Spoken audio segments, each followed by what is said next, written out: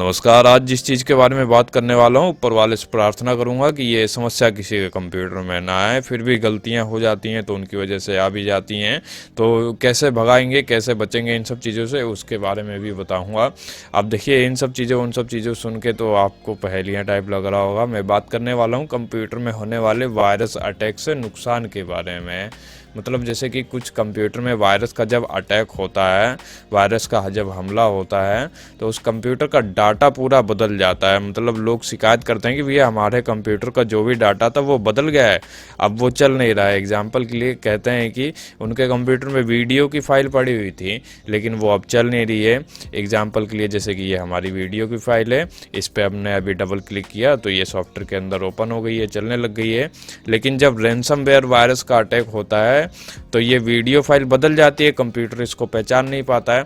ऐसा किस लिए होता है? क्योंकि देखिए, ये फाइल वीडियो फाइल है, ये मुझे मालूम है, आपको मालूम है, लेकिन कंप्यूटर कैसे पहचानता है? इसके लिए इसके लास्ट में एक एक्सटेंशन लगा होता है। एक्सटेंशन का मतलब इसके पहचानने वाला नाम या पता बोल सकते हो। तो इसके पहचानने वाला नाम या पता ये है .mp4। काफ़ी सिंपल है, आपको मालूम ही होगा। अब जैसे कि mp4 को बदल के मैं कुछ अगड़म बगड़म रख दूँ तो अब कंप्यूटर इसको पहचान नहीं पाएगा। देखिए, जैसे ही मैं क्लिक करूंगा तो ये ओपन नहीं होगा। आप चाहें तो इसका नाम और भी कुछ रख सकते हैं, अजीब सा रख सकते हैं। देख सकते हैं फाइल और भी अजीब हो गई है। इसके ऊपर मैं डबल क्लिक करूंगा फिर भी ये कंप्यूटर में नहीं ओपन होगी। तो रैनसमवेयर वायरस अटैक में ऐसा ही होता है, आपका पूरा डाटा जो है बदल जाता है। अब आप सोच रहे होंगे कि भैया जो भी डाटा था उसका अटैक होने के बाद अगर हम लास्ट में जैसे कि mp4 वापस से रख देते हैं तो चल जाना चाहिए, लेकिन ऐसा नहीं होता है। अटैक के बाद आप ऐसा करते हैं तब भी काम नहीं बनता है, क्योंकि जब हैकर या वायरस किसी कंप्यूटर पे अटैक करते हैं तो उनके कंप्यूटर का डाटा का एक्सटेंशन बदलने के साथ साथ में उस डाटा को इनक्रिप्ट भी कर देते हैं। इनक्रिप्ट का मतलब उस डाटा के ऊपर एक चद्दर चढ़ा देते हैं, जिसकी वजह से क्या होता है कि हम अगर उस डाटा का जो है असली वाला नाम वापस से अगर रख भी दें तब भी जो है उस चद्दर की वजह से कंप्यूटर हमारा पहचान नहीं पाता है कि भैया इसके अंदर क्या डाटा है। अंदर जाने की बात छोड़िए, वो उस चद्दर के अंदर घुस ही नहीं पाता है। और उस चद्दर का मतलब जो है उसको अब हमें डिक्रिप्ट करना पड़ता है, मतलब उसको खोलना पड़ता है। और उसको खोलने के लिए हैकर लोग क्या करते हैं, उस चद्दर के ऊपर एक पासवर्ड लगा देते हैं। और वो पासवर्ड हमें देने के लिए बात तो करते हैं, लेकिन कहते हैं कि भैया जब आप हमें कुछ पैसे दे दोगे तब हम आपको उस चद्दर का पासवर्ड दे देंगे और फिर वो डालोगे तो आपका डाटा आराम से खुल जाएगा। इसी चक्कर में लोग क्या करते हैं कि भैया सामने वाले को पैसा दे देते हैं। वो इतने शैतान होते हैं कि पैसा ले लेते हैं फिर और पैसा मांगते हैं। इसी तरीके से ये बिल्कुल प्रताड़ित करने वाला, बिल्कुल ठगी का मामला ही बना देते हैं, जो कि बेहद खतरनाक है। जिसके कंप्यूटर पे ये सब अटैक हुआ होता है उससे पूछो भैया कितनी सिरदर्दी वाली कहानी हो जाती है। तो आज के वीडियो में मैं आपको यही बताऊंगा कि अगर किसी कंप्यूटर में ये सब समस्या आ गई है तो एक रुपया खर्च करे बिना उन सब चीज़ों को कैसे सही करेंगे, कैसे आपका ये जो डाटा वगैरह बदल गया है उसको पहले जैसा करेंगे। चलिए फिर शुरू करते हैं। कंप्यूटर से रिलेटेड कंटेंट में इंटरेस्टेड चैनल को सब्सक्राइब कर लीजिएगा। अपने ब्राउजर पे आ जाइए, यहाँ पर नो मोर रैनसमवेयर प्रोजेक्ट लिख के सर्च कर दीजिए। सबसे ऊपर वाली वेबसाइट पे आ जाना है आपको, ये मैं डिस्क्रिप्शन में भी दे दूंगा। इसके बाद क्रिप्टोसार्प दिख रहा होगा, इसके ऊपर आ जाइए। हम इसके ऊपर किस लिए आए हैं कि हमारे कंप्यूटर में जो भी वायरस का अटैक हुआ है उस अटैक का नाम पहचानना है। नाम मतलब जैसे कि कुछ कंप्यूटर में जब अटैक होता है तो उनके लास्ट की जो फाइलें हैं उनका एक्सटेंशन LOCK हो जाता है। और कुछ लोगों का जो है कुछ अगड़म बगड़म भी हो सकता है। तो मतलब आपको उस नाम को पहचानना है। नाम को पहचानने के बाद हम उसी नाम के जरिए उस अटैक का भी नाम पहचानेंगे। तो यहाँ पे मतलब दो चीज़ें हैं, और ये सब पूरी कहानी को आसान करने के लिए ये क्रिप्टोसार्प दिया हुआ है इन लोगों ने। क्रिप्टोसार्प में हमें क्या करना है, अपने कंप्यूटर में वो 2 फाइल सेलेक्ट करके अपलोड करनी है इसमें जिन फाइलों पे अटैक हुआ है। और ध्यान दें, आप जो भी फाइल इसको बता रहे हैं, जो भी फाइल इसको सैंपल के लिए दे रहे हैं, उसका साइज 1 MB से कम ही होना चाहिए।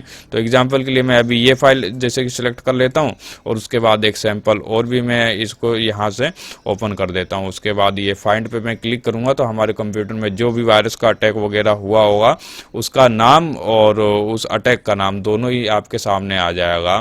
तो नाम पहचानने के बाद आप जो है यहाँ पे आ जाइए डिक्रिप्शन टूल, मतलब जो है हमारे कंप्यूटर में जो डाटा वगैरह गड़बड़ हुआ है उसके ऊपर जो चादर लगी हुई है उस चादर को हटाने का काम करेगा यही डिक्रिप्शन टूल। यहाँ पे देखिए तमाम सारे हैं, कोई 2 4 5 10 नहीं है, देखिए पूरा जो है लंबी पूरी लिस्ट बनी हुई है, एक से एक नाम है। यहाँ पे एक से एक भौकाली भौकाली नाम भी है। मैं आपको एक चीज़ दिखाऊं, और रैग्नारोक, मैंने एक फिल्म देखी थी थॉर रैग्नारोक, तो यहाँ पे वो भी नाम है, कहाँ चला गया, मैं स्पेलिंग मुझे लगता है गलत रैग ना, हाँ ये देखिए थॉर रैग्नारोक, मैंने एक पिक्चर देखी थी उसके नाम पे ये एक वायरस है। अब मान के चलिए किसी के कंप्यूटर में कुछ इस टाइप की अटैक होती है तो यहाँ पे आने के बाद आपको इसके ऊपर क्लिक करके इसका टूल डाउनलोड कर लेना है, ठीक है। ये आपके कंप्यूटर में अब सॉफ्टवेयर डाउनलोड हो जाएगा कुछ इस तरीके से। अब इस सॉफ्टवेयर को पहले तो बता दूं इन लोगों ने बनाया है, एमीसॉफ्ट करके एक एंटीवायरस वाली कंपनी है, उसने इसकी पूरी व्यवस्था करी है। अब इसका आप इस्तेमाल कैसे करेंगे, हाउ टू गाइड में इन लोगों ने पूरा बताया हुआ है, आपको इसकी भी कोई दिक्कत नहीं है। एक PDF खुल गया है, यहाँ पे पूरा फुल डिटेल में दिया हुआ है कि भैया कैसे कैसे आपको इसका इस्तेमाल करना है। ये देख सकते हैं पूरा हर एक चीज़ डिटेल में ही है। आपको करना क्या है, अपने कंप्यूटर को जो है ये लोग सॉफ्टवेयर दे रहे हैं उससे पूरा स्कैन करना है, और जिस कंप्यूटर में ये गड़बड़ी सड़बड़ी हुई है वो सही हो जाएगी। तो मैं ये रैग्नारोक को छोड़िए, सबसे ऊपर आके आपको कुछ और भी चीज़ें दिखाता हूँ। जैसे कि कुछ कंप्यूटर में जो 777 ज़्यादातर करके जो अटैक होता है वो ये है। इस अटैक से निपटने का जो है सॉफ्टवेयर ट्रेंड माइक्रो वालों ने बनाया है, इसको भी आपको कुछ इस तरीके से डाउनलोड कर लेना है। अगर आपको पता चल जाता है कि ये वाला अटैक हुआ है किसी कंप्यूटर में और कैसे इस्तेमाल करेंगे, तो इसकी भी गाइड अलग हो सकती है। कि मैं चाहता था आपको कि बता दूं कि कैसे कैसे आपको इसका इस्तेमाल करना है, लेकिन हर एक चीज़ों की थोड़ी गाइड अलग है, तो क्या ही कर सकते हैं। जैसे कि यहाँ पे देखिए कुछ कंप्यूटर में जो है लास्ट में 777 हो जाता है, कुछ कंप्यूटर में लास्ट में क्रिप्टेड लिखा हुआ आ जाता है, जिसमें क्रिप्टेड लिखा हुआ आता है उस अटैक का नाम ये होता है। और कुछ कंप्यूटर में जो है क्रिप्ट लिखा हुआ आ जाता है तो उसका नाम ये, उस अटैक का नाम ये हो जाता है। और कुछ कंप्यूटर में लॉग लिखा हुआ आ जाता है तो उस अटैक का नाम MI कॉर्प है।